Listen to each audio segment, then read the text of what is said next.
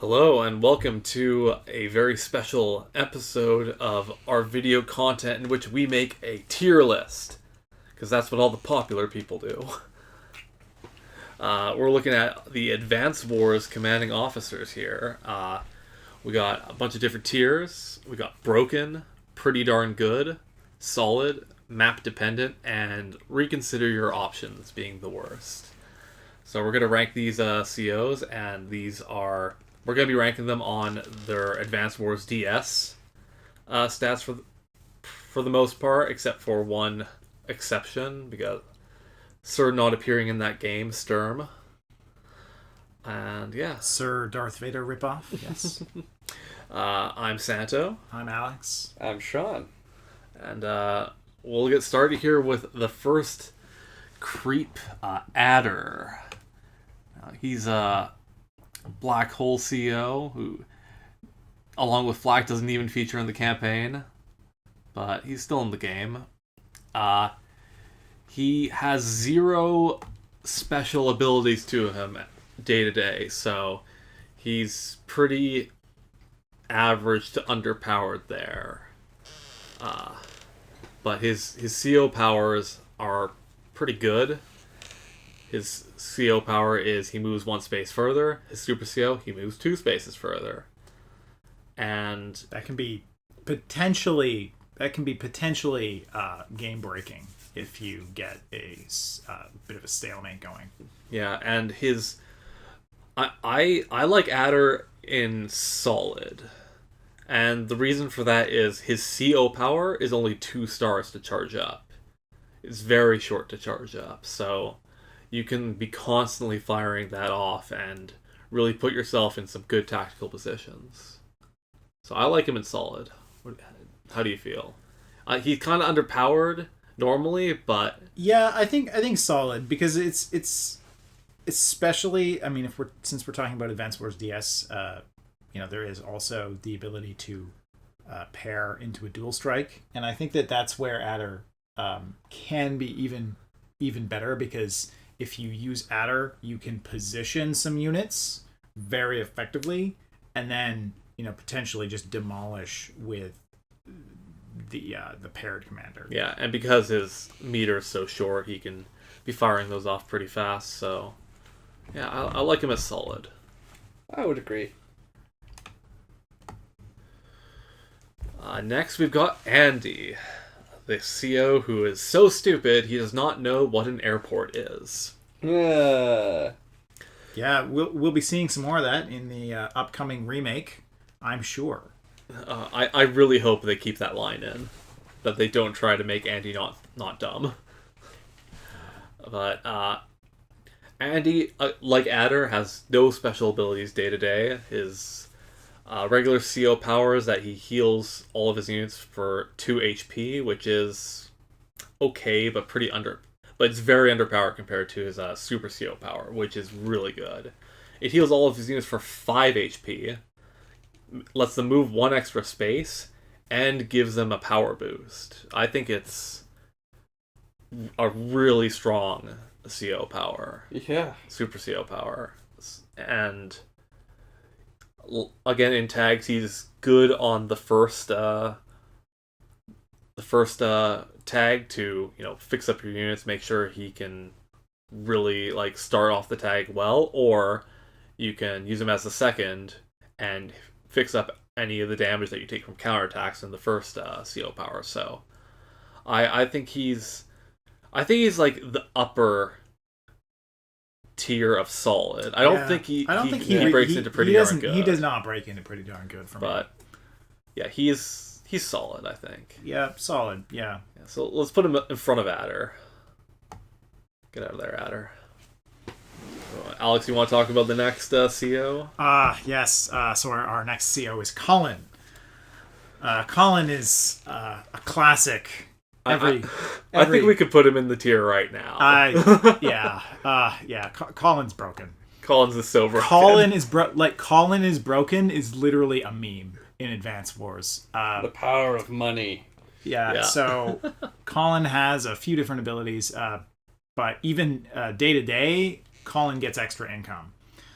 That is he gets his units are 20% cheaper. Oh wait, sorry. Yeah, but that's effectively that. I mean, yes, you are gaining income. Yeah, so like that, like better just economy. Yeah, day to day, like his economy is at a substantial increase. That alone, honestly, is it can make the difference. Yeah, in a game. He does have a downside to which his units have 90% attack. So it's not all great, but 90%, that's not the worst. Like, that's... Your units are still, like, in the matchups where you want to be using your units, they're not going to be, like, so, like... Yeah, and I think the thing about it, though, is that even though maybe you're not quite as high on the peak strength, the fact that the units are cheaper means that you can often get better tactical positioning, and you can defend more choke points at once. You can just, like, control the map because you have more units than your opponent. Yeah, you can swarm, and importantly, you can get the more expensive units earlier. Yeah. But what... And in particular, what I'll also note is that since we're talking about, again, dual strike, in DS, when you switch out, then you're also getting, you can switch off to different buffs with the other CO. Mm-hmm. Yeah. Yeah. But, so with just his day-to-day, Colin would probably be pretty darn good. But what makes him broken is his regular CO power, which, like Adder's, is only 2 stars. But what it does is it gives you 50% of the gold you have on top of it. It gives you half the gold you already have. So if you have 20,000 money, now you have 30,000. And so you just get the craziest economic advantage in the game, bar one other CO. Yeah. One of my favorite COs. Absolutely. Well, I'll let you talk about that CO when we get to them. Yeah, we'll get to that CO soon enough. Yeah, and Colin's super CO power is the aptly titled Power of Money, to where his units get more powerful based on how much money he has. So if you can bank up some money for his super CO power, it's one of the biggest firepower boosts you can have in the game. So yeah, Colin's broken, and he might stay at the front of the broken line. We'll have to see. Yeah, tough to say, but yeah, he's the front runner for the best CO here. Next we got Drake. Yeah, next we got everybody's favorite Canadian hip-hop artiste, Drake. And Drake's in one of the bottom 2 tiers. I would say map dependent, probably. I mean, he is map dependent, and I'm still gonna say that I think he should be put in reconsider your options. Oh, that's rough. But let's stick him there right now, and let's talk through Drake. So Drake's naval units get a 20% buff to their firepower, and his air units get a debuff to their firepower. And so right off the top, if the map doesn't have naval units on it, you should not pick Drake at all. Yeah, like if it's just ground and air, Drake's not a good option. If it's just ground, he's, like Adder or Andy, in which you're only using him for his CO powers. And his CO powers are, they are powerful in the right circumstances, where he's got Tsunami and Typhoon, both of which deal damage to all the enemy units. 1 damage for the CO power, 2 damage for the super CO power. The super CO power brings Rain, which Drake doesn't have any disadvantage in. And the Rain also brings Fog of War, which can be pretty crazy. And the dick move about Drake is that he halves your unit's fuel when he uses his CO powers. And that can be really annoying on larger maps.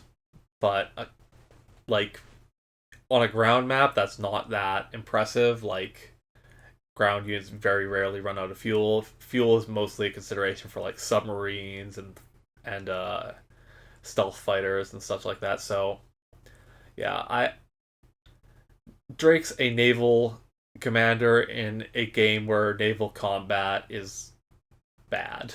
So I think I might want to agree with you and reconsider your options.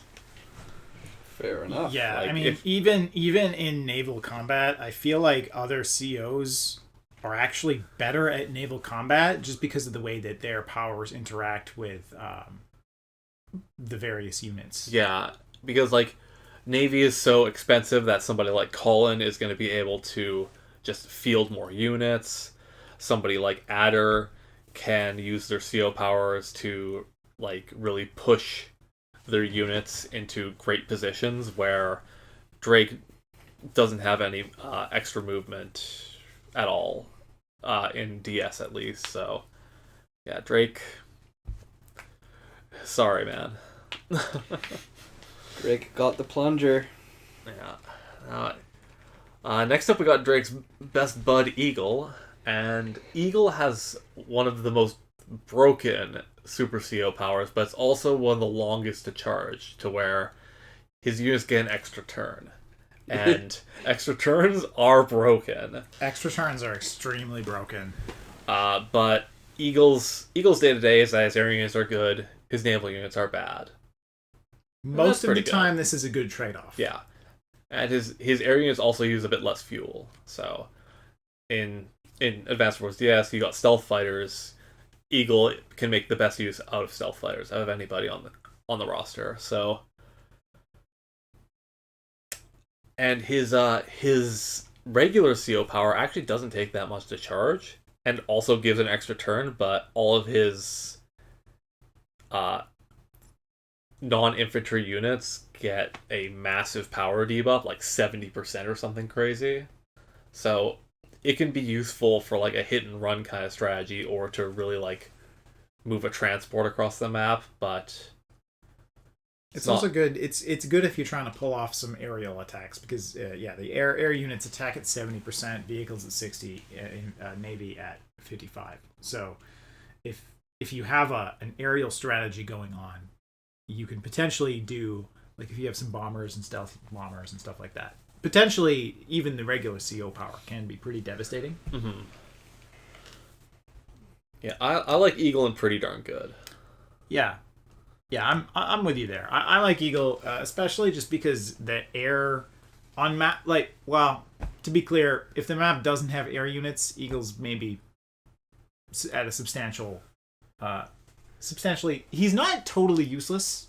Yeah, like on maps without on a pure ground map, his super CO power in particular is so powerful that, like, on a pure land map, he's maybe only solid, but a lot of maps have air. And on the maps with air is so important because air units are so damn good that, you know, having like your fighters be able to take on enemy fighters even that much better on a first strike is like pretty important. Yeah, I think his performance on maps with air units is so strong that earns him pretty darn good. Mm-hmm. And his tag power with Sammy is the most broken in the game. If you can get both those tag things all the way up, you just take a transport copter with an infantry and move it across the entire map and capture their HQ. Oh my god. Yeah. One hit wonder. Absolutely. Next, it's totally Flak. And Alex, want to take a guess at where I want to immediately put Flak? I think you probably want to put him in the bottom tier. No, he's broken. Is he broken? No, he's not broken. He is in the bottom tier. Yeah, I was Yep, like, no all right, what's questions there. what Flak are you thinking? The Flak from the webcomic, damn it. The webcomic was great. Yeah, but Flak is crap. He's a dumbass. And his units have a larger damage dispersion where they could do a bit more damage but could do a bit less than what the units would normally do, and his CO powers just make that range even greater. So completely luck dependent, and if you have to rely on luck instead of skill, like that's only good for trolling people. Like he's not a reliable option. He's not a good option. Yeah, I think Flak would be a lot better if it was just, bonus damage only, right? But the fact that he can do less damage than normal, that's just a huge problem. Yeah, like Truly.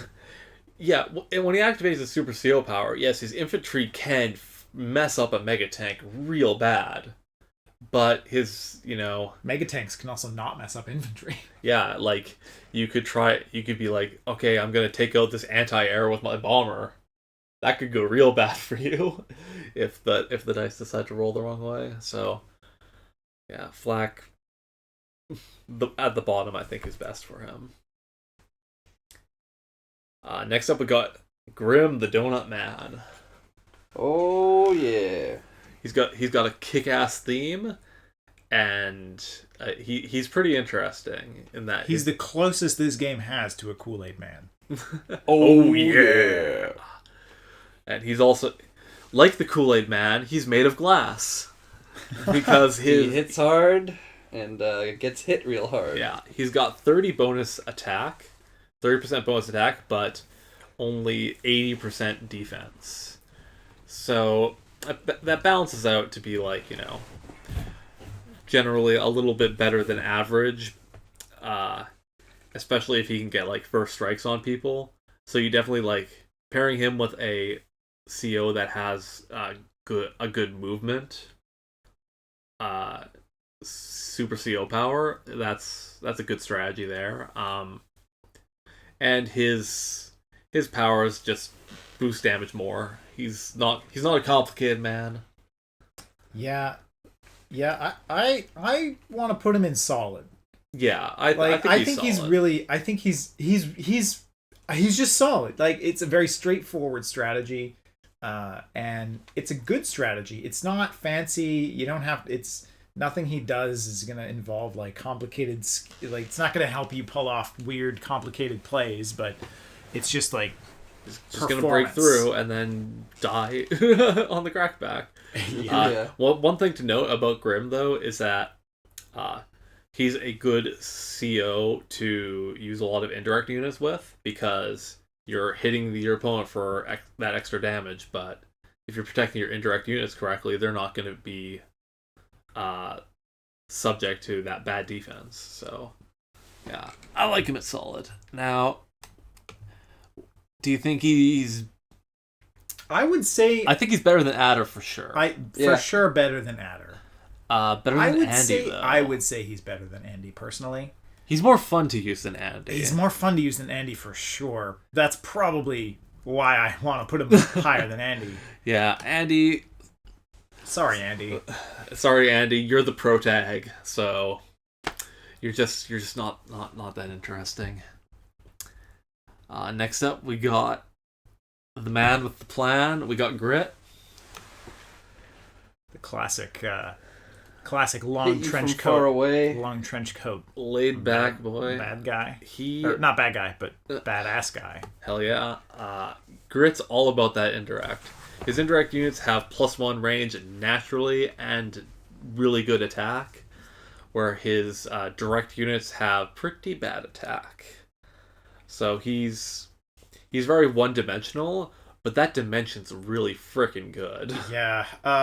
In the various games, Grit has been... he's moved up and down the tier list a little bit. I'd say in some of the games, he's absolutely broken. Mm-hmm. To the point where, like, especially I think maybe I want to say the first one, but then everyone was so broken in the first one. Not everyone, but most of them. But he's very strong. His CO powers as well. He increases his range even further. Yeah, like, and, his regular CO power increases it by 1. His super CO power increases the range of indirect units by 2, which, especially on the larger range units in the first place, like the rockets, like hit them from across the map. Yeah. Grit just demolishes everything. that is in range. Yeah, can hold choke points like no other. He has some of the best map control in the game. Like, the one downside is that on Fog of War maps, he can't take the best advantage of his natural talents. Because in some ways, because he needs like that great vision to be able to outrange everything so well. But on the flip side, Fog of War maps are so indirect units are so even more powerful in Fog of War maps because you can hide them in forests and battleships and reaps. So Grit's one of the top 2 tiers. He's definitely in one of the top 2 tiers. I think what it honestly really comes down to is kind of the map. I would say there are some maps in which Grit is legitimately the most broken CO in the game. Mm-hmm. Just because if the map is very dependent on choke points, there are some maps where Grit can basically hold down the entire map with only artillery and just have an unassailable position. Now, there are other maps, maps that are a bit more open or maybe have a bit more, air units. In particular, ground-only maps that are filled with choke points, or at least don't have many choke points. He's pretty broken on those, just because there's not a lot that can actually get through.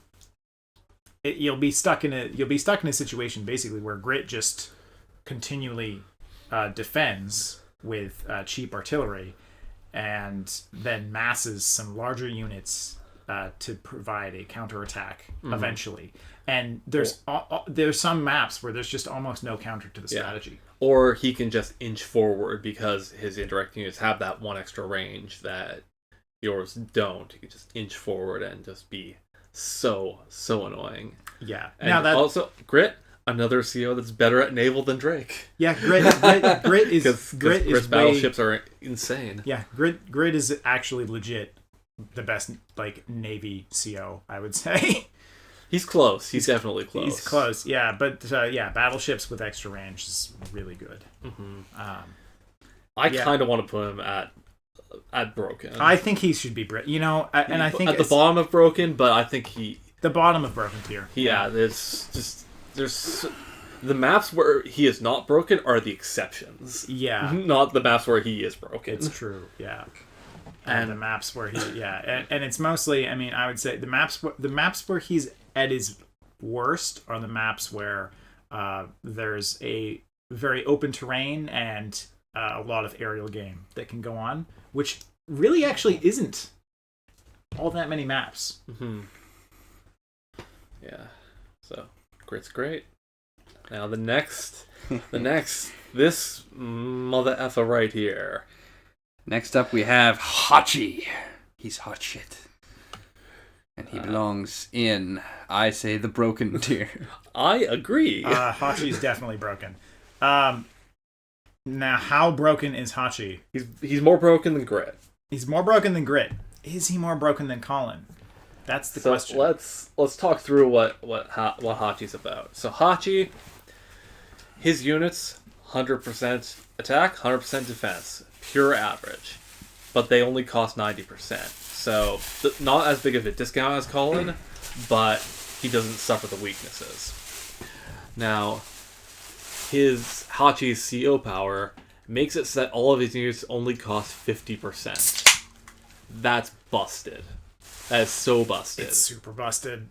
And you can imagine being able to buy a Neo tank for 11,000 instead of 22,000, especially on maps that have smaller property counts. Hachi can just absolutely completely destroy the power dynamic of whatever game you're doing. And then we get to his super CO power, which does the exact same thing as his regular CO power, except it turns his cities into factories.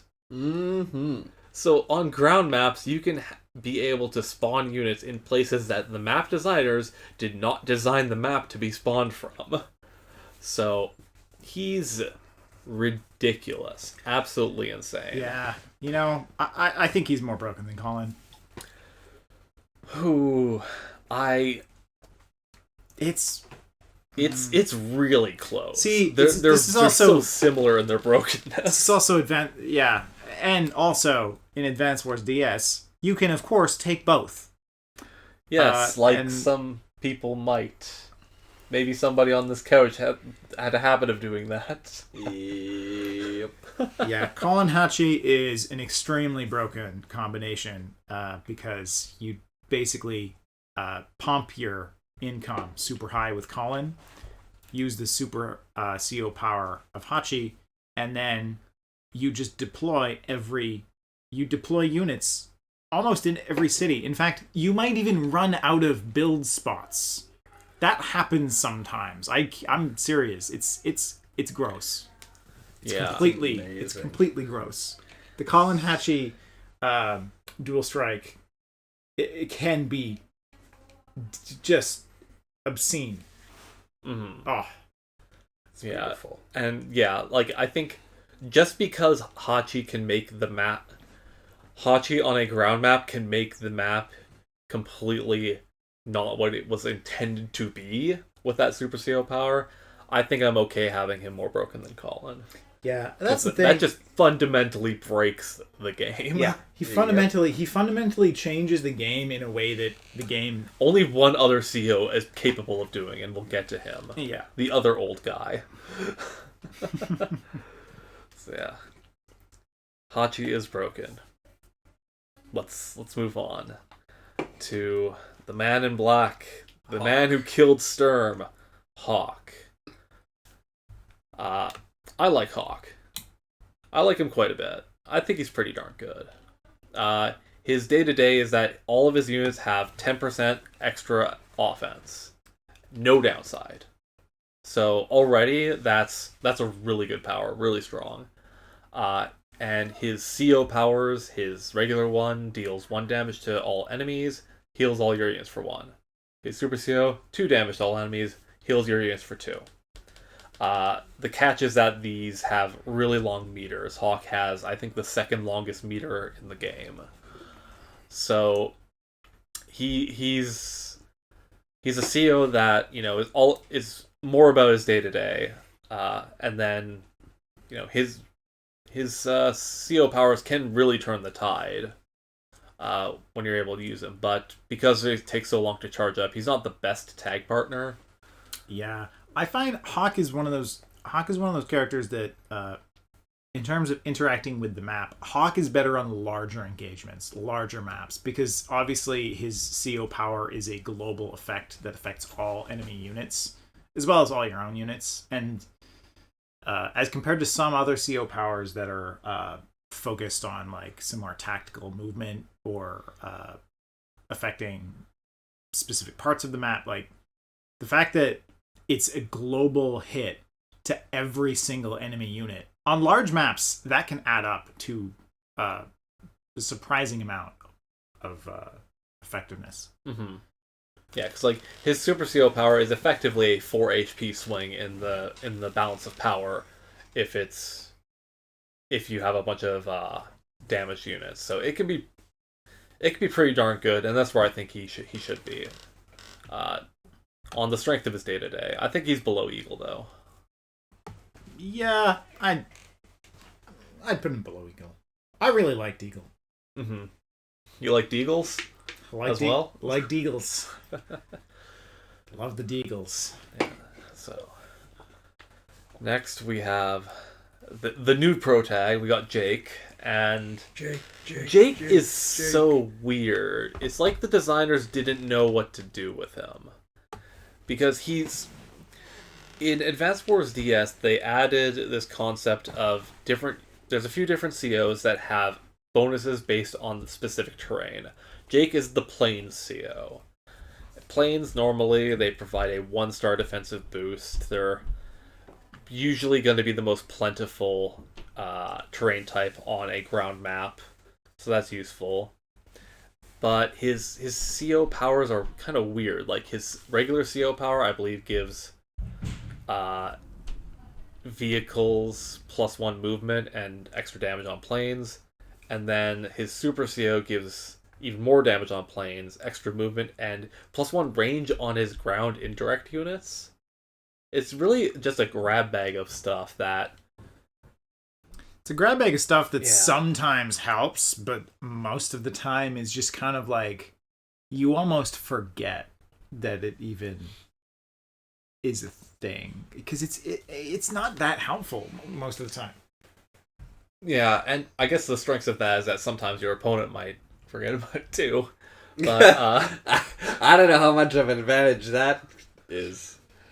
The most forgettable. yeah, his CO meter is also the fairly average 3 stars for both. I don't think he's bad enough to put him in reconsider your options. He's still a He's average- map dependent. average guy. He's map dependent. Yeah, like all of his stuff is like good for ground stuff. If it's a ground only map, If it's a ground only map with lots of planes, he can be okay. yeah. Like, But again, the problem is that usually you want to be taking advantage of terrain that gives you more defensive boosts, like a city or forests. Plains aren't the worst. Roads are the worst, and we'll get to the roads guy in a bit here. So yeah, I think map dependent's a fine spot for Jake. Yeah. The Yeah. real reason to pick Jake is because he has a badass CO theme. Oh hell yeah, we're gonna get into the CO theme tier list later on, but that one's gonna... Jake is a certified banger, I'm saying that right now. oh yeah. I mean, he's literally wearing headphones. And fingerless gloves. He is ready for that DJ set. I think he's got like a cassette mixtape on him too. Like, Yo. he's ready to go. He's like the Star-Lord of Advance Wars universe. That's a good comparison.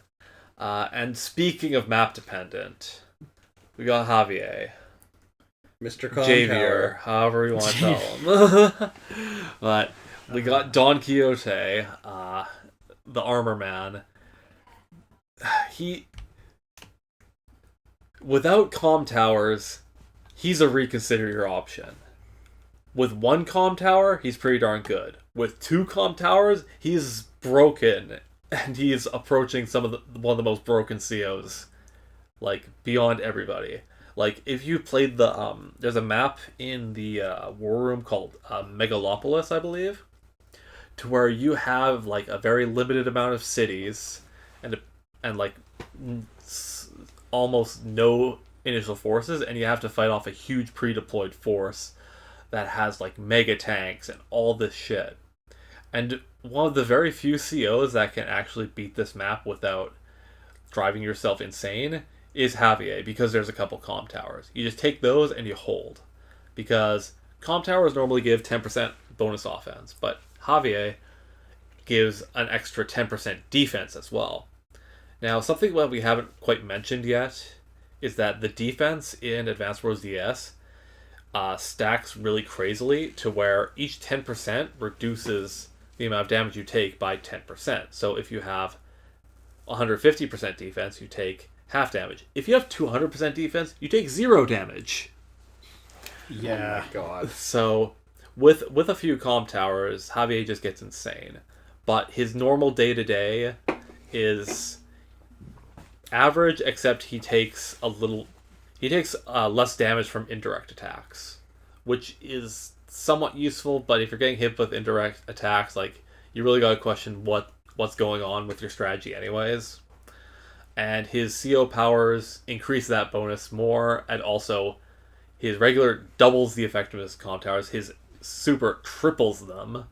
So if you have 2 comm towers and just the basic super CO buff of 10% defense, then you have 170% defense. With 3 comm towers, his super CO power makes his units invincible. Well, and it also still doubles and triples the offensive bonus from comm towers as well. Yeah, so you go in on a map where you have even 2 comm towers and you use the super CO power, and all of a sudden, like during the super CO power, his units just roast everything. Yeah, and with the added indirect damage, the indirect defense that he gets, like, he can charge in like nobody's business. So I think he should go in the top of map dependent, and probably was gonna stay there because the maps where he is dependent on, he is biggity broken. Yeah. Absolutely. If you have a map with a lot of comm towers, he gets super broken. If there's no comm towers, he's basically useless. So map dependent for sure. Next, we have No, and this is Jess. And my bias is going to show here. Jess is my favorite CO. She's not broken. We're not going to put her on broken. But I think she belongs at the top of pretty darn good. And I'll tell you why. She is the queen of ground maps. Her vehicles have a 20% offense boost. And her air units, and I believe her naval units as well, have a 10% offense decrease, which, for as much damage as those units do, isn't the worst. But 20% damage on all of your vehicle units, including your indirects, is a really powerful day-to-day. Most maps, unless you're like a really heavy naval map, like you're gonna have ground units. So I don't think that she's as map dependent as some other units. And no, because there's always a strong ground game in basically any map. Yeah, and like the maps where there aren't strong ground game are the ones that are almost entirely naval, and you don't want to play those maps anyways. Yeah, they're not fun. Yeah, and her CO power and super CO power give extra range and even more offense, as well as refueling and re-ammoing. So Jess is weirdly enough one of the best COs for submarines and stealth fighters, despite those not being her area of expertise, because they could be out there almost indefinitely stealthed, where only Eagle can do that with stealth fighters, and nobody can do that with submarines. So even on maps that depend on those, like Jess can be weirdly good. Yeah. Yet again, Jess, the ground CO, is a better naval commander than Drake. Yep. that's really funny. Now I will say, okay, so my personal contention here on like the downside with Jess is that and this goes for a lot of Advance Wars games, and it is, I think it's still a very strong, viable strategy in the DS game, is the mech spam. Now, the thing is, mechs are a anti-vehicle infantry unit, and a very popular tactic in all of the games is essentially mech spam. Some games it's worse than others, but the thing is, if you have a CO that focuses on vehicle units, tanks, etc., she is even more vulnerable, in a sense, to the mech spam as a counter tactic. I completely disagree, because she is one of the few COs that can actually deal with that garbage. Because no other ground CO gets that much punch out of their tanks, their anti-airs, which are great against mechs, as well as their indirect units. Like, Grit can do great with indirect units, but he has some of the weakest direct attack units in the game. Whereas somebody like Max, who we'll get to, just can't utilize the range to really like actually have map control. And somebody like Grim, who is super powerful, is going to get roasted by Max whenever they get close. So that, I guess that's true that, mech spam is something that you got to worry about. But I still think that Jess is better than Eagle. Is she better than Eagle? I definitely would not put her better than Eagle. Really? Although this is contentious now. I would put her maybe between Eagle and Hawk. No, she's better than the birds. You know what? I think I've lost more time to her than I have Eagle. Well, yeah, that's because I only play Jess. Yeah, Santa really liked Jess. Okay, Jess also better theme than Eagle. Ooh. Yeah, Eagle's theme wasn't actually that good, was it? It's Eagle has the unfortunate disadvantage of being a CO from the first Advance Wars game, and a lot of their themes didn't get ported to Advance Wars DS, great. A lot of them have weird tinny instrumentation, and Eagles does suffer from that. But I think see personally, I'm just thinking like I like Eagle more, and I think he's better because like on a map with an aerial component, Eagle is just a better like Eagle is better than Jess on a map with air units. Now not all maps have an air game to speak of. So Jess is definitely on average better than Eagle. On a map that's air ground, I would rather have Jess. On a map that's air ground and naval, I might rather have Eagle. I would definitely take Eagle on the air ground naval. But like, yeah, I think just on a pure air ground map, like, and see, Jess is still like number one. Okay, so you like Jess, I like Eagle. I think Sean has to be the tiebreaker here. Mm-hmm. So Sean, who is better, Eagle or Jess? I'm gonna put it with Jess. Nice. I have been outvoted. That's democracy. Oh, Eagle doesn't want to give it up. Eagle did not want to give that up. That's in character. That's very in character for Eagle. Character. Yeah. Yes. I mean Jess and Eagle, if I recall, they have a very good. They have a high. They're frenemies. Yeah, they're definitely frenemies. I thought they had a high. I don't remember. Anyway, like a tag affinity. Yeah. I actually don't think they do. Weirdly enough. I mean, look, they're. And that you know what? Makes they're staring each other down. Yeah. On the tier list. Yeah. Frenemies for life. All right, next we got Jugger. Now Jugger is hilarious, but he's basically the same as Flak, except his damage dispersion is slightly larger. So I would put him under Flak. Also, he has a larger CO meter. That's the only reason why I put him under Flak. But he's a robot. He's a robot, and he does have some genuinely hilarious campaign lines.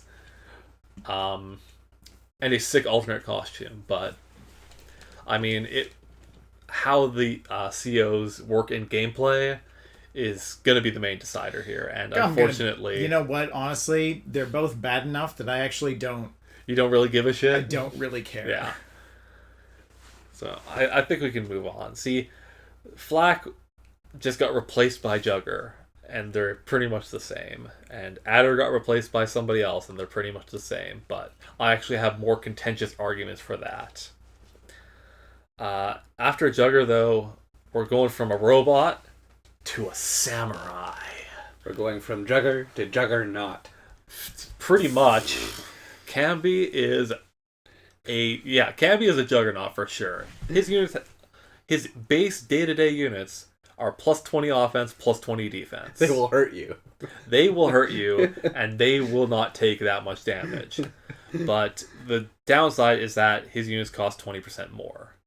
So they will hurt you for a price. Exactly. And his CO power is pretty much useless. You never want to use it. It's just a power boost. His super CO power gives it a power boost and a defense boost and extra powerful counterattacks. And considering the defense boost is pretty darn big, I think he gets like 160% defense. Like, you can attack one of his tanks with your tank, and your tank will be damaged more than his tank. Like 100%. So, obviously on pre-deployed maps, Camby is like the best CO. Like, no question. And I think that the just because of how defense works in this game, the 20% offense and defense is worth more than the 20% increase in cost. Yeah. But yeah, it's I really like Camby. Yeah, I think he's pretty darn good. I think he's pretty darn good, and like actually I would say of the COs there, I think he's the best of the pretty darn good that are already up there. I was gonna put him just above Hawk. I still think Jess and Eagle are better. Maybe, yeah. Just because like there are certainly some times where the extra cost does bite you. Okay, yeah, and that's true. Like having something certain like extremely key units to any fight, like having your rockets be 20% more, like it's a bit map dependent. Where if you are on a map where you have enough properties to hit those thresholds for those more like units that break the power dynamic. Yeah, actually, Cammy's good, now that I'm but thinking on about s- it, yeah, on some maps, smaller maps in particular, it's rough for Camby. smaller maps can be a bit rough for him because because of the increased costs, he can sometimes struggle with a low unit count that just Yeah, they can be. Oh shit! I thought you were gonna say something insightful, Sean. No. I mean, I like Canby also just in the sense that as a tag partner, Yeah, that's what I was gonna bring up. That he's actually a that really good tag yeah partner. that might be what actually does put him above, just because we're talking about Advanced Wars DS. Yeah, we're not bringing in the extra skills that you can add, because if you do, Camby is super broken because you can increase his defense to 140% day to day. That's busted as all hell. But yeah, Camby. because that's the thing with me. Like I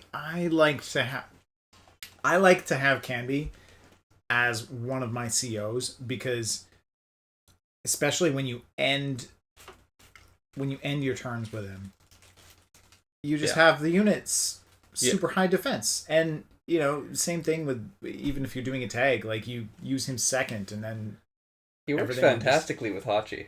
Oh yeah. I mean, Hachi pairs well with literally anyone because Hachi's broken as hell. Yeah.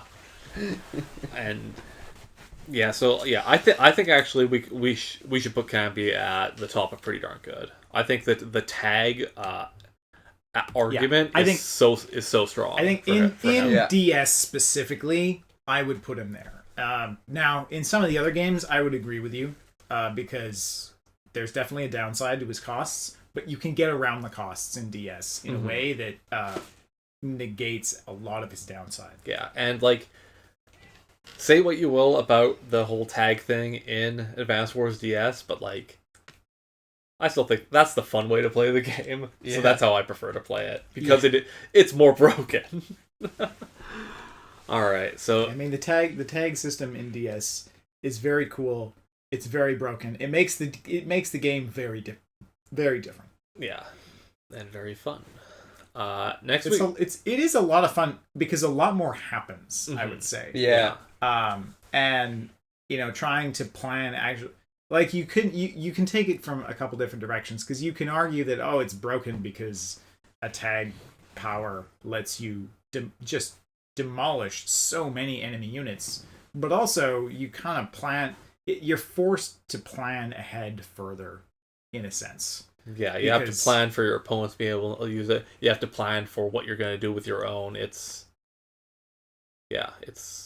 very different. Yeah, I think the major reason that the tag system is so broken is actually it's because of some of these combinations of being able to negate the downsides of a CO like Canby. Yeah. And that's the biggest reason. But the tags just make everyone broken. Mm-hmm. Except for Flack and Juggernaut and Drake, who are very terrible. Drake can be broken with some tag stuff. Okay. If you pair him with any of the other COs that also do damage, Okay, fair. like that can mess people up. Yeah. Yep. Anyway. Like pairing Drake as the first one with Olaf as the second, you half the opponent's fuel, and then Snow comes in for 2 turns, which makes your opponents have double fuel consumption, and they just took 4 damage no matter who they are. Like, that's actually super powerful. But we'll get there when we get there. Next up, we got Kindle, the best hair in Advanced Wars DS. For sure. By far. So Kindle is the master of urban combat. Her units get a pretty crazy 30% firepower boost in cities, and no downside. Her CO power is her normal CO power is one of the few that the CPU constantly uses instead of saving up for the super CO power. Because it is as good as it sounds, it does 3 damage to all opponents' units that are on property. So you can use that to more easily clear opponents' properties, and as well, then on their turn, they're gonna be forced to repair all those units, and that can completely drain them of all their money. So she's got maybe the best regular CO power in the game. That's not either Hachi or Colin's, because those are just so broken. And then her super CO power gives her extra offense dependent on the amount of cities she has. So on a larger map, that obviously scales up better, but her regular CO power is so good that I think that that's the way to play her. Yeah, her regular CO power is definitely what I would say is Pretty strong. what you're gonna use. Yeah, and that and her day to day, you already. You already love putting your units on properties, and they're just better there. Yeah, and the thing is, realistically, I find with her CO power versus super CO power, it's the super CO power makes her units even more insanely overpowered on cities, but I actually don't. I never found that as useful in specifically for the super CO power, right? Because they're already good enough just from the day-to-day boost that you're defending your cities very effectively. With the CO power, you boost it anyway to the point where it's already good enough that you don't actually need much more than that most of the time. Mm-hmm. And so the super CO power giving you even more damage from cities, occasionally it might be useful, but most of the time the CO power, because it can be used more times, is a better use of your meter. Yeah. But again, on maps that have a ton of properties, I think how much is it? I think it's a 3 or 4% boost per property you have to your offense for that turn. 3% per property. So if you CO power. Yeah, so if you're on a map that has 20 properties, then that's a 60% offense boost. That's up there with a fair amount of COs for some of the best offense that they get. So her super CO power is a little bit map dependent, but her regular CO power is so good, and her day to day is just works so well with what you usually want to be doing. I think she's in pretty darn good. I think she's towards the bottom. I think either above or below Hawk. I would say, yeah, because because her super CO power is a little bit underwhelming compared to her regular. She doesn't work as great if you're playing with tags. Yeah, I would say maybe you just below. want safer tags. I would agree below. Yeah, I think that's very reasonable. Yeah, because she's good, but I just she's pretty fun to play. I like playing Kindle. I don't play her enough. But yeah, the super CO power, I think that's the weakest part of the character, really. And one thing that I think we forgot to mention is that a lot of the black hole COs have negative affinity with a lot of the other characters in the game. So yeah, they're not the best when you're playing with tags.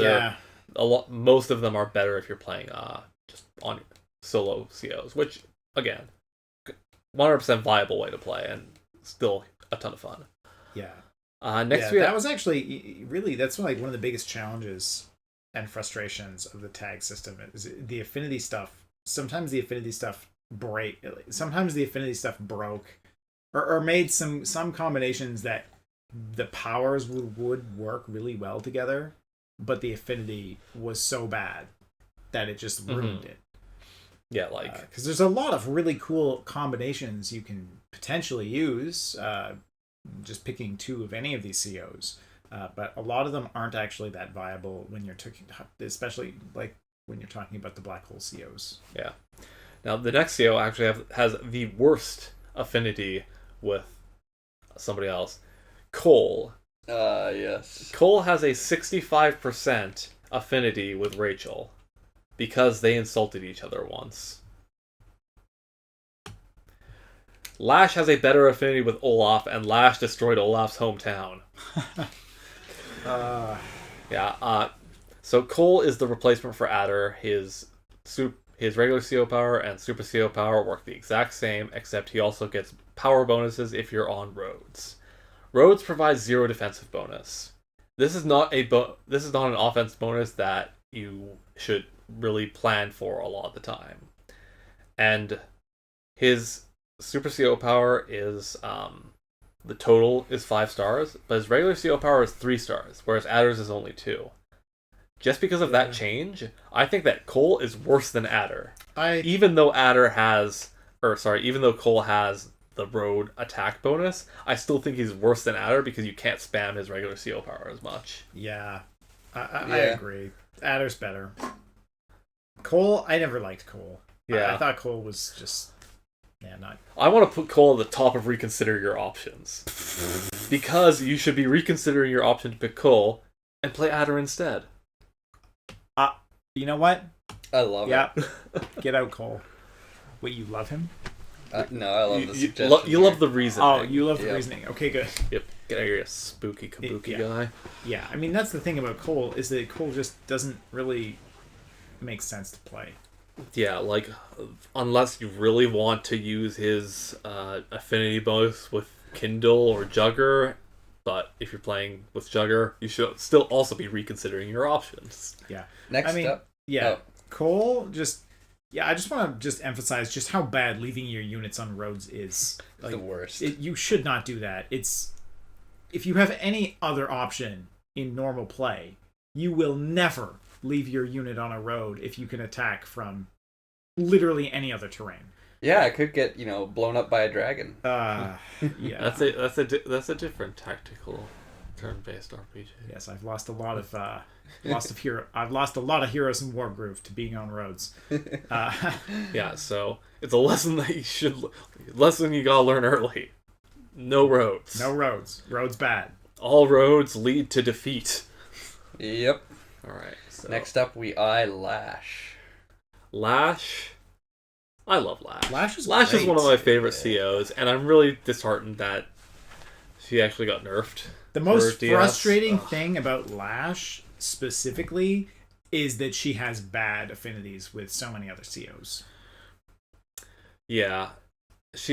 She's got a couple that are actually like decent, weirdly enough, but yeah, Lash is in many ways the opposite of Cole, like what we just talked about, in that Lash gets power boosts based on how good the defensive terrain she's on is. In DS, it's a 5% boost. So if you're on a forest, which gives 2 stars defense, you get 10% bonus attack. So she's like half as good as Jake, who gets a 10% boost on planes, whereas Lash gets a 5% boost. So because you're usually not going to be on roads, you're usually going to have defense bonuses for at least your ground units. Lash will usually have an offense boost in almost every situation. Her air units will never get that offense boost, and her naval units only get an offense boost on reefs and ports. So she's definitely more of a ground mapper. But her on ground maps, her CO powers can really like mess y'all up. So her regular CO power makes it so that she can move through terrain at 1 cost, no matter what the movement type. So you can have your recon unit move through 8 tiles of forest and not give an F. Yeah. On maps with lots of forests and mountains, Lash is just insane. Yeah. Because your units just march over everything, and they don't care at all. Yeah. And there are some maps in which that will win you the game. Yeah, like infantry being able to move across 3 mountains can be pretty strong. Now, her regular CO power, though, is even more overshadowed by her super CO power, which does the exact same thing, but also doubles the defensive stars of the terrain she's on. So, 2 stars forests, now they're 4-star forests. So she gets a ton of bonus defense, and because of that, that extra offense that comes with it. Of special mention is that if she's on mountains, 4 stars turns to 8 stars, along with the Super CO just flat boost of 10% offense, 10% defense that everybody gets when they activate that. That's a 90% defense unit, which means she only takes 10% damage from attacks. Now on mountains, that's great. You know where that's even better? Headquarters. She is the second best commander for just being able to take a headquarters out of nowhere, because you can drop an infantry unit on a headquarters, activate the Super CO power, and stomp, stomp, stomp, and it's so difficult to damage that unit to kick it off that she can steal HQs pretty good, and that's one of the ways you win. So I like Lash a lot, but I do think that there's enough situations where she's not useful, like on heavy air or heavy naval maps, and her CO powers can be super good, but they're also very situational. I think she's solid. They're situational. I put her in solid. I'd say she's not map. She can be map dependent, but I think her her day to day is she's always good. Yeah, her day to day is always good enough. So she also rewards you for playing smart, and that's a powerful feeling. Yeah. Now, as far as where in solid, I like her above Adder. Definitely above Adder. I don't know. I would say above Andy.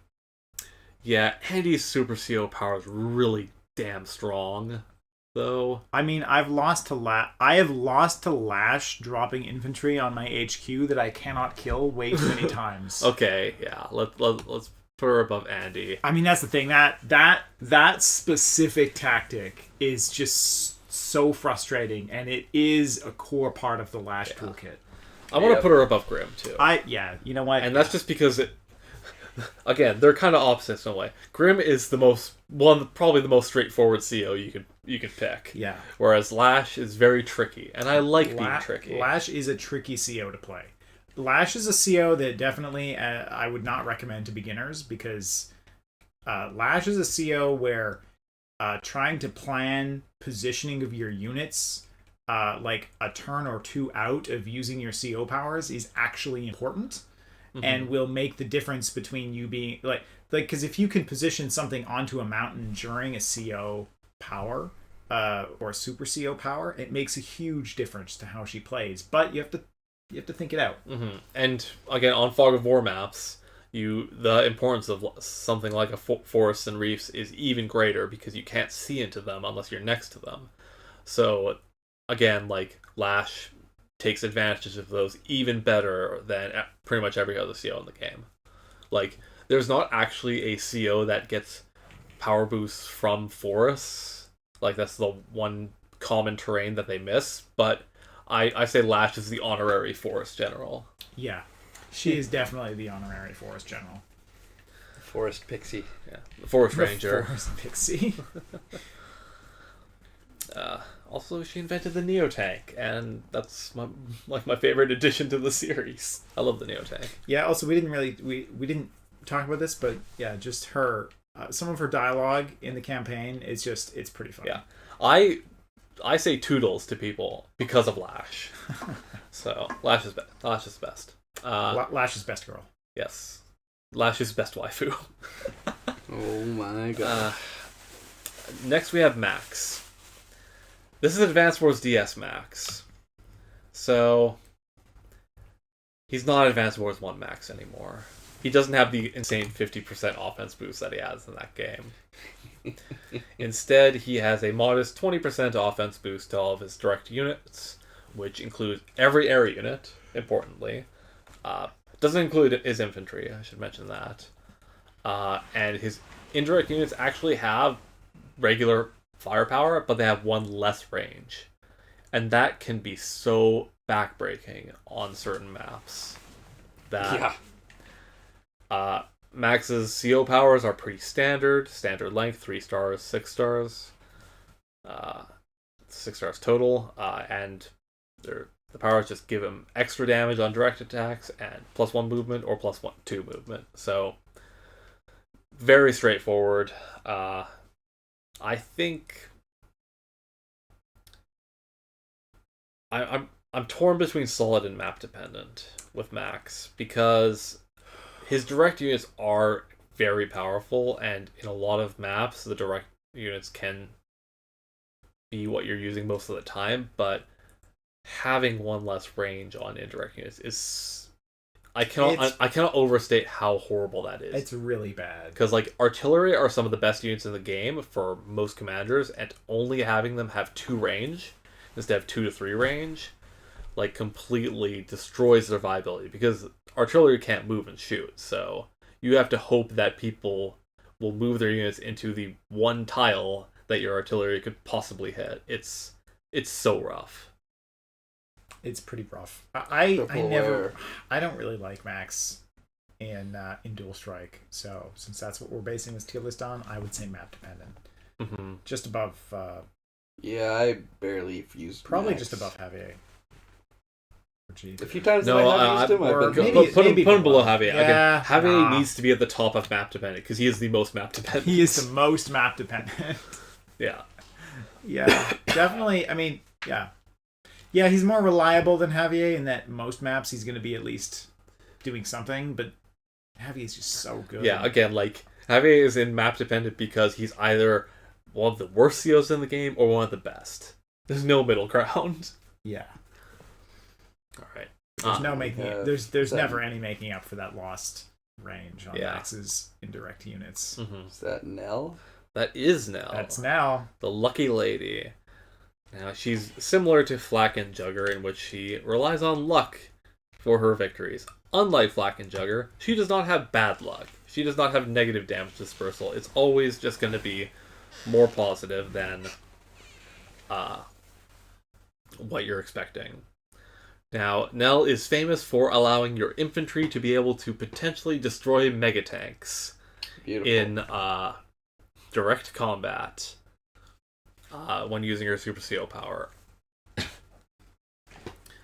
Now, it's quite funny when that happens. Yeah, and like the way that works is that like they can do like up to whatever, like 90% extra damage or 100% extra damage. And the way that works is that's not doubling the damage of your unit, it's adding that much damage to it. So yes, an infantry unit can take out a mega tank from full health, provided the infantry is also full health. So Nell can lead to some really unfortunate turns for your opponent, but again, it's based on luck, so I don't think she can rise any higher than solid. I would agree with that. Yeah, solid, somewhere in solid for sure. Agreed. Like not having the downsides that Flak and Jugger have, and her the disparity between how much extra damage she can put in, like day to day is slightly less, but her CO powers make it even better. Again, with no downside. So, yeah. The other thing with Nell is that Nell definitely is one of those COs that, depending on your overall strategy, can make her better or worse. And in particular, infantry-heavy strategies tend to benefit the most because of the aforementioned fact that an infantry or a mech or other low-cost units can do a lot more damage during the CO powers. So if your play style tends towards a large amount of cheaper units and just flooding the field with units, Nell tends to benefit from that more. And you can think of it like rolling more dice too, right? Since her powers are luck based, if you use more units, you get more rolls, and you average out to getting that extra damage more often. It's a thing to consider. Mm-hmm. Totally. I would put her maybe just below Grim, above Andy. I kind of want to put her at the bottom of solid. I know she could be so powerful, but the fact that it's luck based, and you know me, I'm a lucky person, and even I say like the fact that it's luck based, like that unreliability, I think like okay. I think I'd put her below Adder. Yeah. I like Adder. What can I say? I'm less lucky than you, Santo, and I haven't had many great games with her. Mm-hmm. Next, we have everybody's favorite guy with the Santa beard. It's funny. Actually, just before we go on too far, actually, one of the downsides with Nell is that she does encourage bad play. Oh yeah. I will say that as well, and it's one of those things where when it doesn't work out in your favor, you just lose. Yeah, like and then you're left wondering, oh, why do they lose? Well, it's because you were encouraged to take a bunch of bad plays because the CO is luck based, and then if you don't have good luck, you're just left with a bunch of bad moves that completely ruin your overall tactics and strategy. Yeah, like imagine you have a mech or a tank that's can attack your opponent's Neo Tank or whatever. And these units could potentially, be useful to you in other situations, but if you activate your Super CO power, you might get, luck crazy and want to roll the dice with them. And if that fails, you're literally throwing away units for no benefit. And no other CO does that. Yeah. So yeah, next we have Santa Man Olaf. Yep. Interestingly, despite the fact that this tier list uses the English names and has them in English alphabetical order, it's using the Japanese pictures of the COs. So Grit has his full cowboy hat instead of the army cap. Olaf has a white beard. Sonya is wearing red instead of green. I think those are the only differences. But yeah, Olaf. He's the snowman. His day to day is that he's average unless he's in snow and where he's godlike. He gets a 20% damage boost, and his units are not affected by snow. Snow doubles fuel consumption and also lowers movement for all units. So on a map with random weather, occasionally Olaf is just going to have great turns. Now his CO powers are unique enough that I want to put him pretty high up in solid, to where they bring in snow and also deal damage to your opponents. Snow is nasty business. Yeah, so the damage, 1 damage for a CO power, 2 damage for a super CO power, those are both, decent, solid options. But the thing is that he also, because there's snow, your opponent's going to be hamstrung. You're going to have that 20% offense boost, and the snow lasts for 2 turns with this CO power, and that's huge. He is the only CO where his bonus for his CO power lasts 2 turns instead of 1. Yeah. So that's really huge, and being able to slow your opponent down for that length of time can be really backbreaking. So I think he might be the top of solid. Yeah, I think top of solid would be a good location. Because his CO power it does take a while to charge up. So yeah, I think the thing about Olaf, it's not something you can do all the time. But the thing about you know what though, on some maps you can fill a surprising amount of the meter in those turns where he's buffed from the snow, and which that's the thing. If you can get constant snow going, something I've seen, broken. something I have seen with Olaf is that if you are able to get on a roll of destroying lots of units to build the meter during the snow turns, you can almost keep the map. You can easily keep upwards of half the game in snow, which, given how good he is in the snow, is actually very damaging. Do you think we should put him at the bottom of pretty darn good? I think so. I think pretty darn good. Yeah, I never play with Olaf, and when I was reading up on him, I was actually surprised to learn, oh right, it does last 2 turns. That is really good in theory. Yeah, so and it makes me want to use him more, definitely. The thing about Olaf's snow turns as well is that if you can get it off, when the enemy is, maybe making an offensive, you can actually just stall them into bad positioning and then go around them. And it's almost a bit of a blitzkrieg strategy you can pull off with him, where you're using the snow to basically halt your enemy's units and then try and go around if possible. Yeah. And I've seen it work. That's a difficult thing to pull off. It really depends on the map, but slowing the enemy units down is just huge on some maps. Yeah, the more we talk about, we might be undervaluing him a little bit just because I never play with Olaf. So we might even want to put him up a couple spots. Yeah. Yeah, I mean, I like her better than Kindle. Okay, yeah. Yeah. Now compared to Hawk, I mean I like him better. I like playing him better than Hawk personally, but although that's just my preference. Like I just didn't. Hawk's good, but I didn't really like playing him that much. Olaf's a much more interesting CO to play. I'd put him above Hawk, Yeah. but I don't think he goes past Eagle. I don't think because no. yeah, He does not go past Eagle. Lightning Strikes is too good. Yeah, Eagle's really good. Okay, so yeah, Olaf just But Olaf is a strong CO. climbing up just like he would climb up a chimney. The other thing, also, like that fuel consumption, it can just be stupid. Okay, like Olaf's the only like I would say that it's not common for units to actually fully run out of fuel, but when they do, it's usually Olaf's fault. Or Drake's. Yeah. Like again, Olaf Drake, despite Drake being like one of the bottom of the barrel COs, that is a really, really scary combination. For sure. And this is why Jess is great. Great counterpick to Olaf.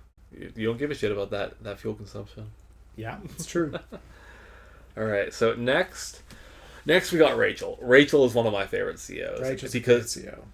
now her day-to-day is the only difference from normal is that she repairs units 3 HP instead of 2 HP on cities. You do have to pay that extra cost, and I kind of wish you got that for free. I think that'd be like a really interesting buff.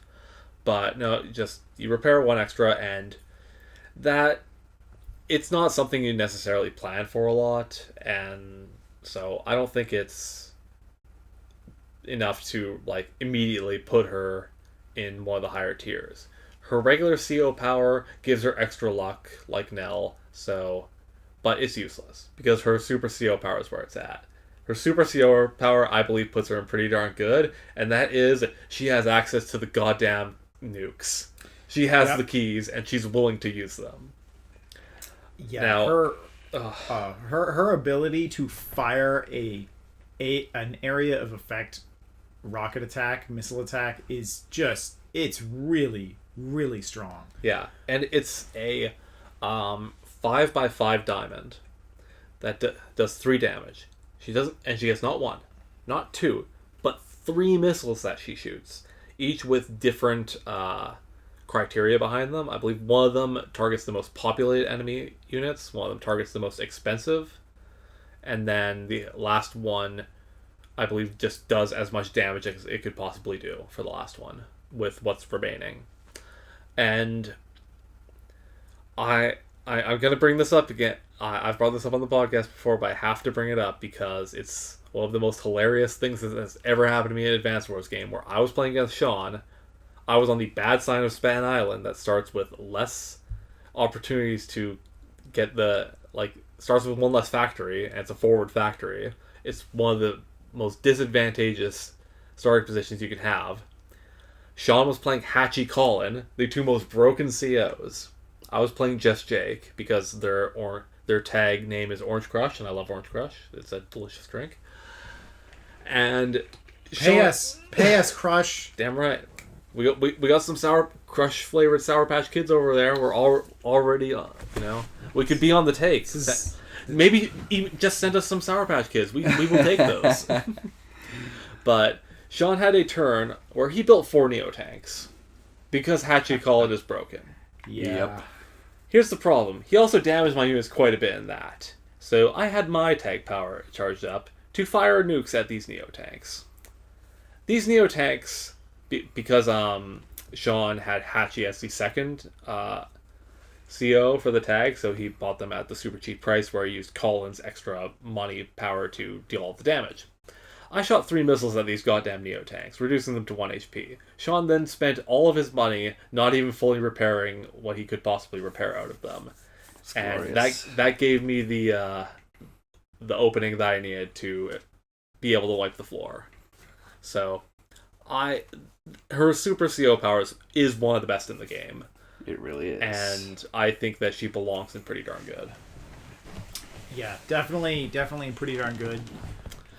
Having personally have had my say ass, upper end, maybe.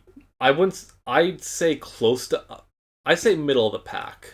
I think maybe just below Eagle.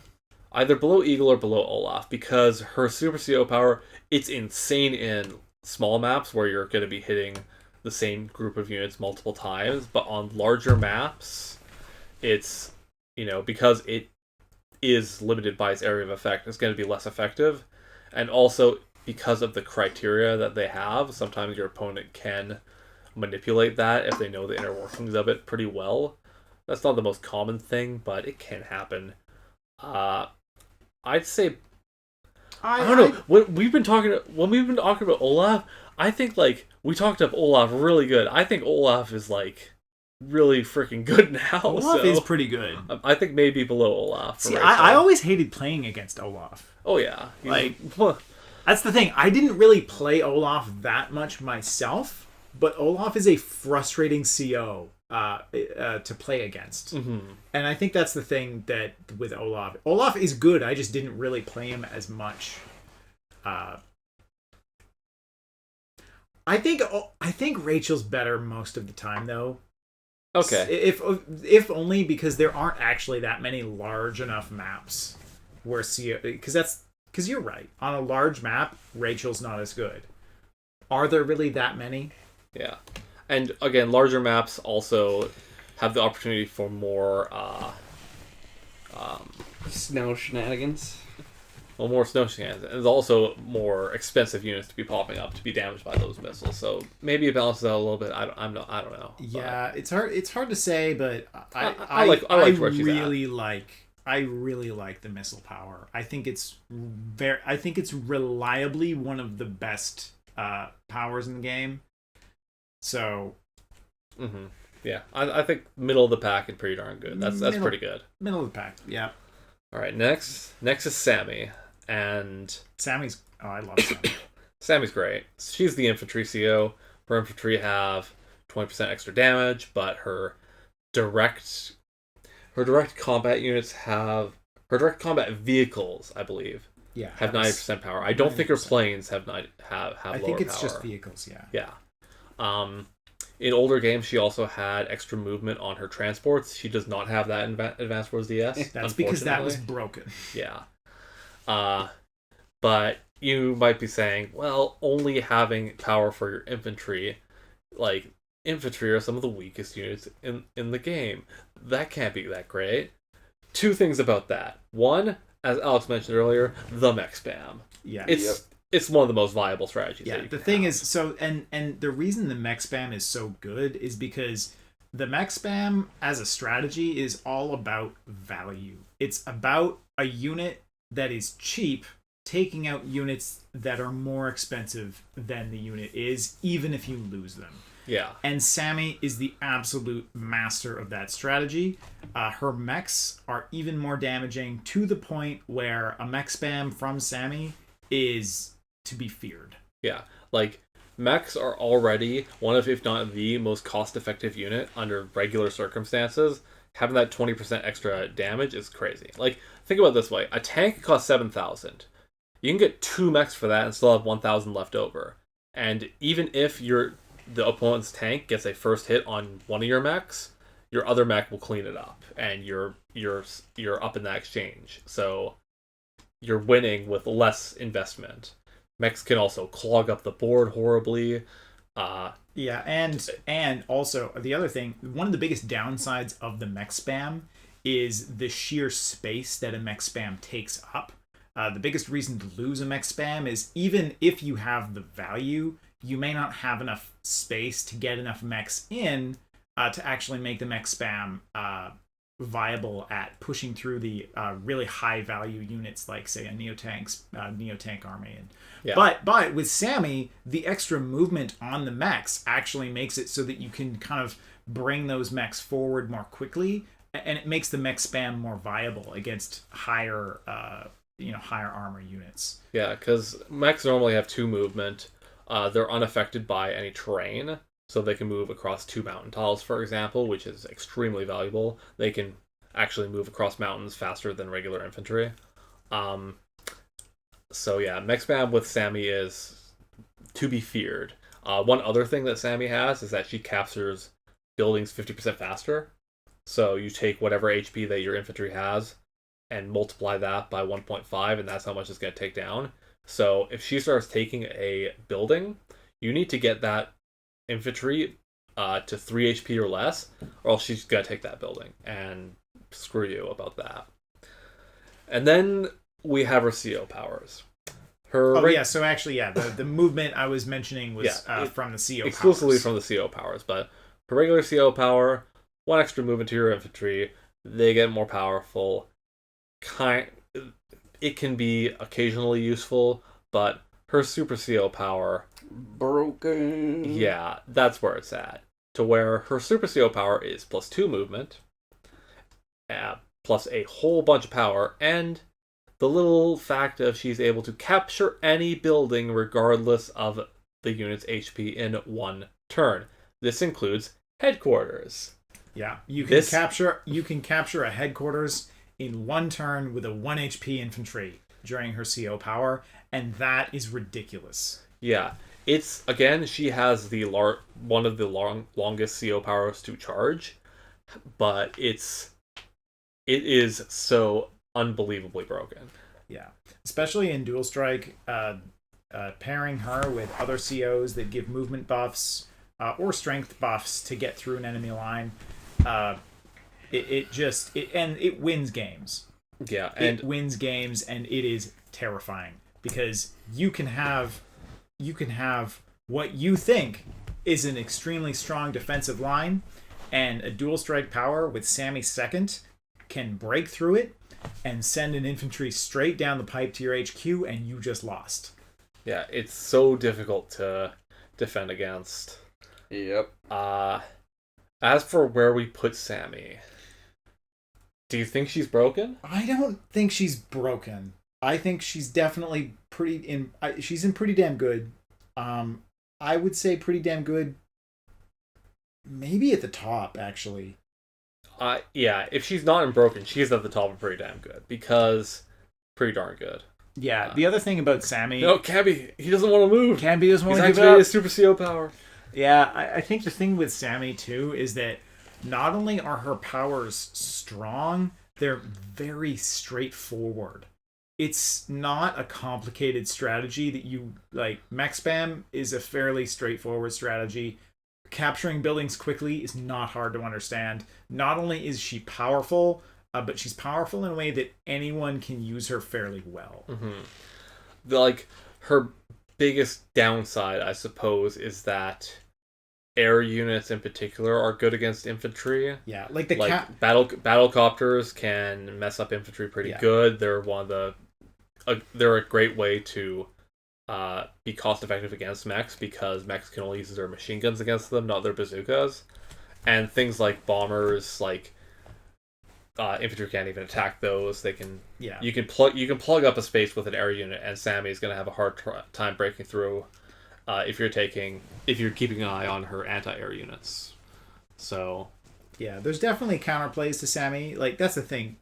I think Sammy is not broken because there are a lot of counterplays to her, though the counterplays definitely require some understanding of the game to execute properly. Mm-hmm. Yeah, so next we have Sasha. Sasha's day-to-day is that she gets plus 100 gold plus 100 money from all of her properties. So, essentially, 10% bonus income. That's, that's close to on the levels of, Hachi's discount on a day-to-day. So that's already, that adds up. That can be fairly strong over the course of a game. And especially great in, larger maps and games that go long, because this is something that's going to give you a passive advantage every turn, no matter what your units are doing throughout the game. Sasha also has a very busted regular CO power, because she makes it so that your opponent is playing on your terms, where her regular CO power not drains, but destroys the opponent's CO meter by however much money she has. So you can power of money. Yeah, you can play crazy amounts of denial with CO powers with Sasha, especially. Sasha's one of the best counter picks to opposing COs that have really long meters, like Sammy and Eagle, to where Yeah. you can, because it's only 2 stars to charge up this, you can just really mess your opponents up. Her Super CO power, she gets back money for the damage that she does to opposing enemies. It's good when paired with like Colin, for example, because you can gain some money from attacking the enemy's units. Then Colin's Super CO power, when you tag him in, makes those units even stronger because you have more money. They also have one of the few 130% affinity bonds, so they're absolutely incredible tag partners. Yeah, Sasha Collins Sasha Collins, one of the strongest pairings in the game. Yeah. It's a family affair. Yeah. The affinity, and it's the affinity buff, I think, that really seals that, and the fact that their CO powers are also synergistic. Yeah. Yep. But outside of that, her Super CO power is not amazing, so she's not necessarily the best tag partner, especially because you want to have her out as often as possible to take advantage of that economy. Like, you can't just build up some money, switch in Colin or Hachi, buy a bunch of units, switch back to your powerful guy. You need to have Sasha in play for many turns to be able to amass that advantage. So she's definitely better solo, where she can just spam her regular CO power and just take her better economy and win through whatever day-to-day the opponent has. I think she's pretty darn good. Yeah, she's pretty darn good. I agree. I don't know how far along I don't pretty know. darn good. I mean, it's hard to place her, I think, because like when I think of how good she is, a lot of the time it comes down to like in the pairings, like she is one half of some extremely broken pairings. Like Sasha Colin is so damn broken. That pairing's so good. Mm-hmm. And like On her own, she's good, but it's kind of matchup dependent based on who the other CO is. She's definitely in pretty damn good. I'm just trying to think. I'm thinking like maybe middle of pretty damn good. All right, so I think she's 100% above Hawk. Now, is she better than Olaf? My new favorite CO. New favorite CO. I think she's better. Maybe between. I think she's better than Olaf. If she's facing off against Olaf, how is Olaf going to get any of his powers out? I think Exactly. the other thing is like that strong day to day. That's worth it, right? Yep. Mm-hmm. Olaf is like I think Olaf's really good, but Olaf is a more technical CO to do well with. Mm-hmm. Sasha's just like a consistent like economy and denial kind of character. So, and yeah, I think we can put her between Olaf and Rachel. Okay. Should she be above Rachel? I think she should be above Rachel. Yeah. I kind of want to put her above Eagle, but below Jess, just to make you unhappy, Alex. But I don't know if I'm going to be... I don't think I'll be able to convince you of that. I'm just not as high on Eagle as you are. That's pretty much the long and short of it. I just love Eagle. Fly like an eagle. You know who else is going to fly like an eagle? Sensei. Because he is the battlecopter master. He rides into town on a chopper. Yeah, Sensei... Who Sensei? Sensei might be broken. Sensei is, along with Hachi, the only character who can just completely break a map apart because of his CO powers. Now, Sensei, normally he's got powerful infantry and very powerful battlecopters. I think he has a 30% offense boost with battlecopters. And battlecopters are very versatile units. On air maps, like they're fairly cheap. They can really take a lot of ground units to town, except for anti-airs, and they have air unit movement. What's not to love? So yeah, they're a great unit to build. Plus 50% on battlecopters. Day to day? Yeah. Holy crap. Yeah, his battlecopters are stupid good. Yeah. So And battlecopters are already like a nice all-round unit because they can both attack air and... I mean, they can, they can attack other battlecopters. They can't attack fighters or bombers. Right. But anyway... And they can shred some transport copters. Yeah, they can shred... They can shred infantry, though. And that's like one of the main... Yeah, like Sensei has a great counter to the mech spam because he's also got a great mech spam because his mechs are also fairly powerful. In Advanced Wars 2, they were crazy powerful. They were like 140% power, his infantry. Yep. I think in DS, I forget if they're 110% or 120%, but still, having more powerful infantry is always a plus. He does have a mild downside in that the naval units suffer a 10% penalty. But who gives a shit? But I've never noticed that to actually matter. Yeah. I think like in Advanced Wars 2 he had like bad vehicles as well. I don't quite remember, but yeah, in Advanced Wars DS he's got just great bonuses. And then that's not even talking about his CO and Super CO power, which is both of them give his battlecopters even more power, but what they do outside of that is crazy. In every unoccupied city that he has, he can create a 9 HP infantry with his CO power, or a 9 HP mech. And I believe they're ready to move. Yeah, they're ready to move. Ready to rock. So they're ready to move, they're ready to attack. Yeah, so Sensei, like, we talked about Sammy's mech spam being good. Sensei's got a mech spam that can go toe-to-toe easily. Yeah, I mean, it's Sammy's mech spam is dangerous because her mech spam is so strong. Sensei, just out of nowhere, one minute there is no mech spam. The next turn, the entire map is a mech spam. Yeah, and like think about it this way: like the two most broken COs, Colin and Hachi, are broken because of their crazy economy. Sensei's Super CO power gives you 2,700 gold worth of unit per unoccupied city you have. If you have 8, which is not unheard of for a for like a medium-sized map, like that's a ton of extra income that you just swarm the battlefield with.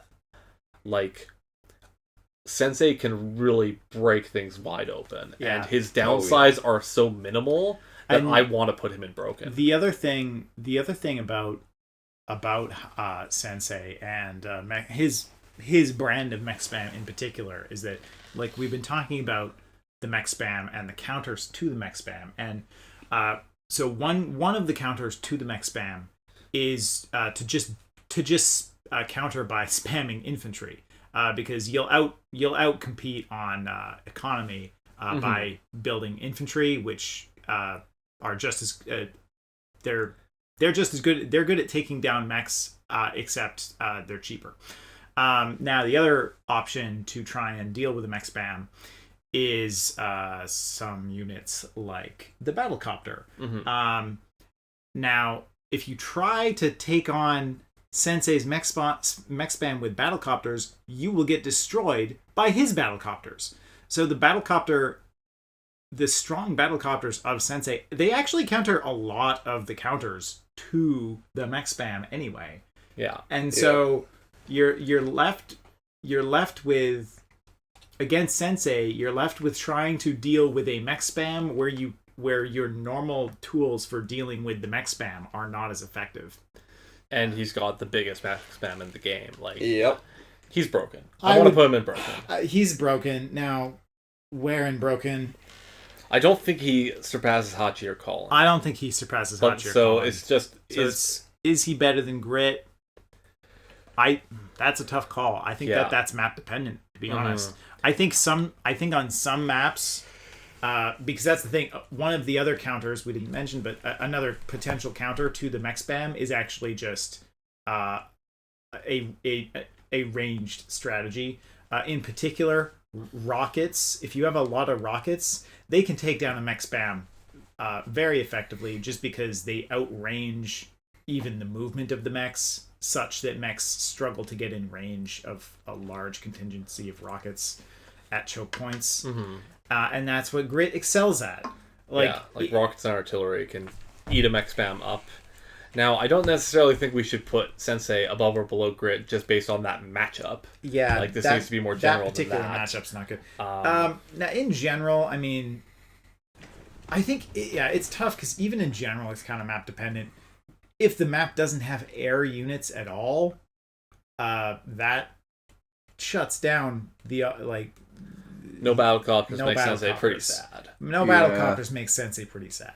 And I would put him For that below reason, Grit. the fact that Sensei is dependent on there being airfields, I think puts him below Grit for me. yeah, and like naval maps, like heavy naval maps, the mech spam is not a viable strategy. Naval maps are so bad for Sensei that Yeah, and When- Sensei when- has when they're good for Grit. Yeah, and he has the worst naval yeah, units. but who can? Not that's still such a minor difference. it's a minor Yeah. thing, but Looks like him and Grit are having a stare down. Yeah, I can only let's stare down at the laid back dudes. yeah.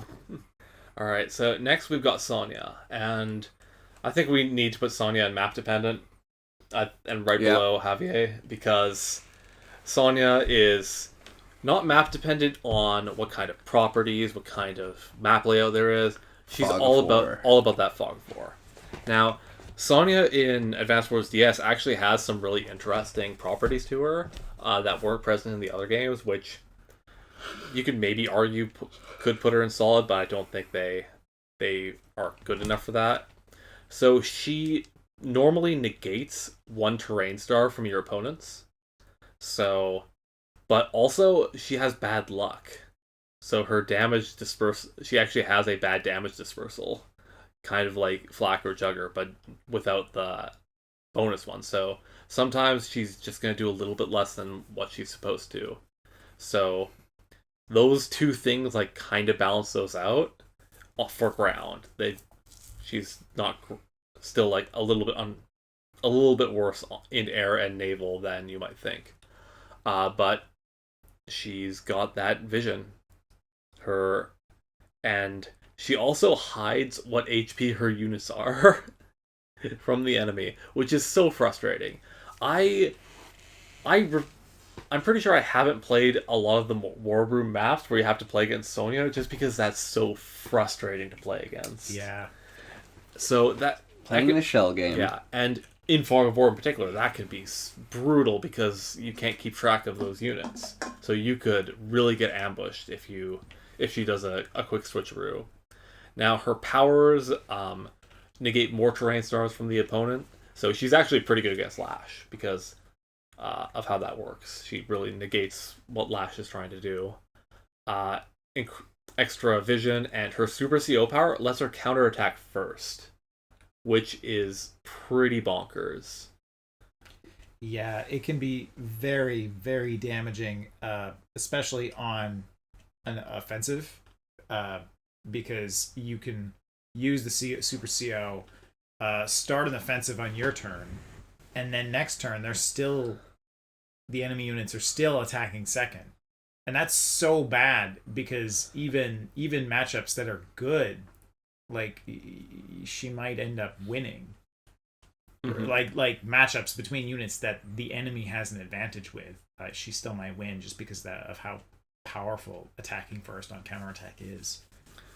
Yeah, so But because of the Fog of War things, I would say I agree that she's map dependent. yeah, it's awkward because like her Super CO power is powerful enough that it almost, and that stupid HP hiding ability almost makes me want to put her in solid, but she is still the definition of map dependent. This may be a problem with how we named our tiers. But yeah, I think putting her in map dependent is fine. Yeah, probably. Yeah, like you said, just below Javier, because Javier. again, he's the most map dependent. So next we have Sturm. Sturm is should hold on. Should we rate Sturm last? I know exactly where I'm gonna put Sturm. You know what? Yeah, sure. Let's rate Sturm last. Let's go to the other villain, which it's funny that they're both the last in alphabetical order. We got Von Bolt. Von Bolt. Von Bolt. He's got 110% firepower and 110% defense power day to day. So he's Hawk, but with some extra defense as well. And as we mentioned a couple times, Defense is really good in DS. yeah. Yep. He doesn't have a regular CO power. He's got a super CO power that does take the longest amount of time to charge. It's even more than Eagles by 1 star. Ex Machina, where he shoots a gigantic lightning bolt onto the field. That's equivalent in range and power to one of Rachel's nukes. However, it shuts off all the enemies in that zone for a turn. It stuns them. So, if your opponent is unwise enough to clump up a fair amount of units in a choke point when that ability is ready, that can be completely devastating. You can just nuke that spot and the opponent is in a bad situation here. However, they can hide their units amongst yours, in which case the lightning bolt is automatically generated. And so an opponent who knows a lot about that can use that to their advantage and negate. Yeah, it's based on cost, and Von Bolt's units are calculated to that cost as a negative cost. So, like, if your opponent's really good with positioning, they can maybe work around that. But then you're forcing your opponent to have to do all that crazy positioning, where having a bunch of units intermingled with each other is generally not how Advanced Wars maps end up. Usually there's, kind of a standoff. So it's a pretty solid CO power, but it does cost a whole bunch of meter. I still think that Von Bolt's day to day, like, I've played against Von Bolt on Advanced Wars by Web quite a few times, and his day to day always just surprises me with how damn good it is. Yeah. I think he's at the bottom of pretty darn good. Yeah. Maybe above Hawk, maybe- actually. Maybe Hawk's a bit overrated where we have him. We we placed Hawk early, and I think we were maybe a bit more excited about his power than we should have been. Yeah, thinking about 10% extra offense all the time on every unit. That's great. I love that. But then Von Bolt's also got that defense, and their powers are somewhat similar in a way. So I do think that Von Bolt's better than Hawk. Von Bolt is better than Hawk. Yeah. I mean, especially the defense is just better. Mm-hmm. Honestly, especially because so many times the thing about the defense is that you're always going to do a lot of damage on the counterattack. You're always going to do if you're playing well, you're going to be doing damage on the offensive, and you're going to be taking less from the counterattack. And the defensive buff means you take even less from counterattacks, to the point where that extra defense allows you to keep your unit's strength up when you are on the offensive. Yeah. And keeping the unit strength up on offensive blitzes it's stronger than the offensive damage itself. Having momentum is so powerful. And another thing that ties into what you were talking about is that if you're pushing the offense with this extra defense backing you up and taking good advantage of terrain, when you're playing as Lash, that can adds up even more because just of how defense adds up in this game. So Von Bolt is really powerful day to day, but he just doesn't have the versatility of being able to throw out these CO powers often to really have singular turns where you're able to really push through.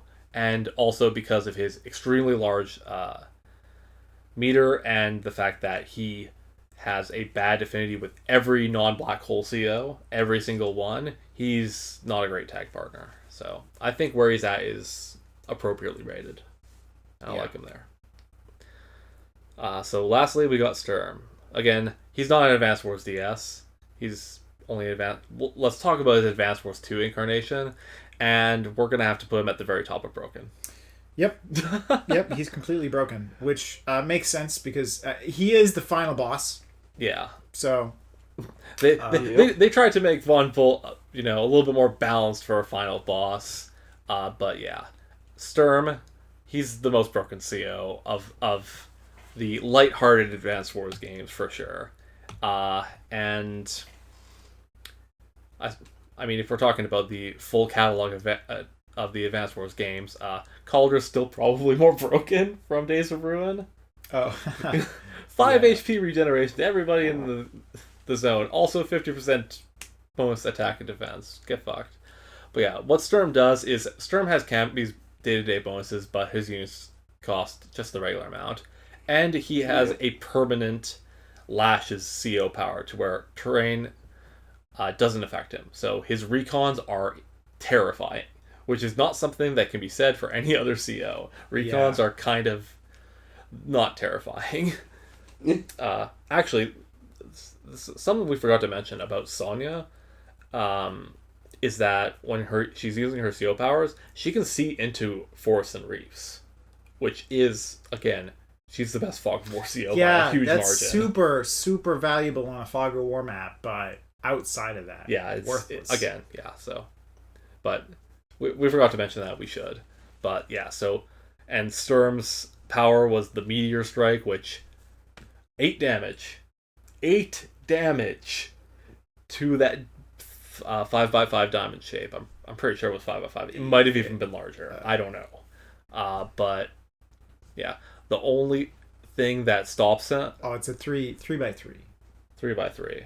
But still, that's ridiculous. It's so much damage. Yeah. I wonder. I think it's actually 5x5. Because the way that people denote diamonds in strategy games can sometimes differ to where it could be 3 is the middle plus where it expands. Sorry, I was versus I like to do it by how big they are. Yeah, it's 3 radius, which is 5x5. I prefer to say that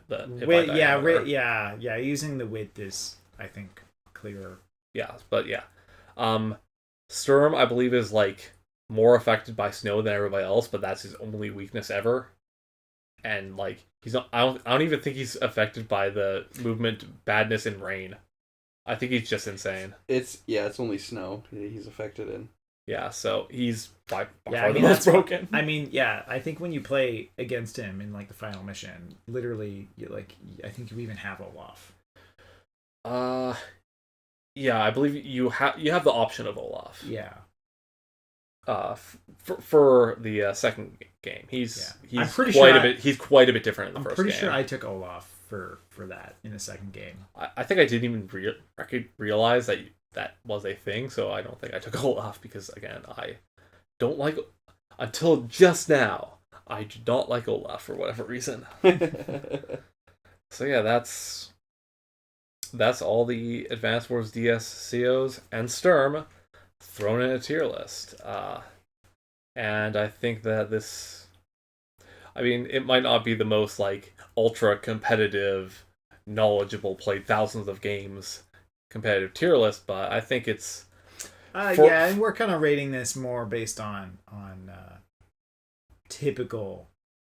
I think more how typical players are going to use these COs. Mm-hmm. Yeah, so like there's a few COs here that, like Sammy, I think in super competitive play, Sammy's actually not as good because infantry and mech spam, it does have very serious counter plays that make it not as good against a very experienced player. Yeah, and like Grit's not broken in super competitive play, because the smarter your opponent is, the better they're going to be able to play around indirects, and they might rush you early to make sure that you like build more recons, for example. Like in more novice play, people don't make recons that much, whereas in more competitive play, recons can do pretty damn good damage to artillery. Yeah, recons are actually a very strong unit against a limited number of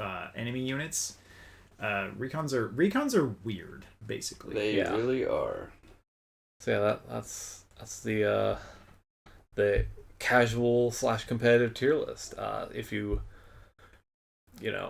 are able to pick up a copy of Advance Wars DS, I think this will serve you pretty well. And might not serve you as well for the upcoming remake of 1 and 2. It'll be interesting to see if they change the CO powers and the stats of the various COs substantially. That'll be very interesting. From the footage they showed, it looked like they were playing the Advanced Wars 1 mode because each unit CO portrait only had like the one bar for their CO power, so it looks like that's the same. I'm extremely curious to find out if they do any kind of rebalancing, because the first Advance Wars game, so unbalanced. It was extremely unbalanced. Same with the second one in some ways.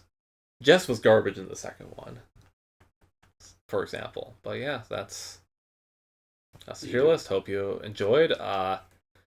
And if you enjoyed us talking for hours on end, be sure to check out our podcast at Angry Sunzone Podcast. Search for it on Spotify, Apple Music, wherever podcasts are played. It's on many other platforms that we don't remember.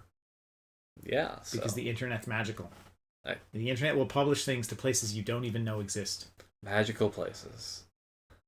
So yeah, hope you enjoyed, and see you for more tier lists in the future.